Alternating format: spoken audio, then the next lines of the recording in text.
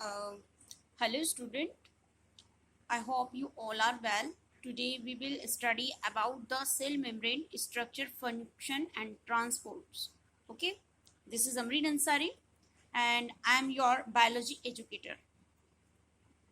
First of all, you have to introduce the membrane composition. What the composition of your membrane? First of all, you are saying here that phospholipid 75% phospholipid, glycolipid 5% and outer level other आपकी जो होती है कि आपकी outer layer यहाँ पे हम लोगों ने आपकी दिखाई शो की भी आपको एक आपकी इनसाइड लेयर यानी इनर लेयर है, ठीक है ना। यहाँ पे आप देख रहे हैं 75% आपका फॉस्फोलिपिड एंड 5% आपका ग्लाइकोलिपिड और 20% आपकी प्लाज्मा मेम्ब्रेन के अंदर कोलेस्ट्रॉल का रोल होता है।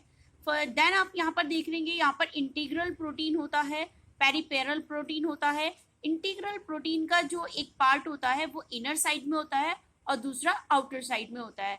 If you talk about the peripheral protein, so peripheral जो प्रोटीन होता है वो केवल आपका इनर साइड में प्रेजेंट होता है, आउटर साइड में आपका ये पेरिपेरल प्रोटीन शो नहीं होता है, दिखता भी नहीं है और होता भी नहीं है, ठीक है। ये आउटर साइड पर एब्सेंट होता है जबकि ये इनर साइड पर प्रेजेंट होता है।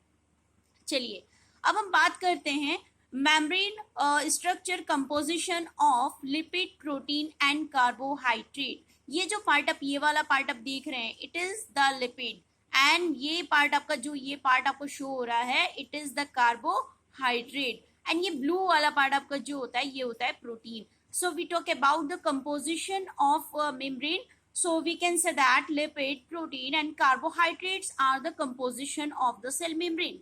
If we talk about the major lipid in the membrane are major lipid में हमारे पास होता है फॉस्फोलिपिड, ग्लाइकोलिपिड्स और या फिर आप इसको कह सकते हैं glycosphingolipids and the cholesterol. Next we talk about the each type of the membrane have the characteristics lipids and the protein. Lipid and proteins जो होता है very very very initial part of any plasma membrane, you can say that PPLO also. Now you have seen here it is the phospholipid mobility. First of all phospholipid mobility किस तरीके से होता है उसे समझाने से पहले मैं चाहूंगी कि आप लोग एक बार सेल को से इंट्रोड्यूस हो जाएं। सो चलिए आपको दिखाते हैं सेल।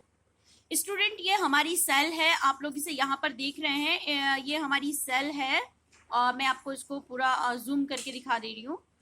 देखिएगा अभी आप इसको अच्छे से देख पा रहे होंगे कि ये हमारा जो सेल है, पूरा जो एक सेल हमारा होता है, ये इसका जो पॉइंट होता है इस पॉइंट को हम कहते हैं प्लाज्मा मेम्ब्रेन।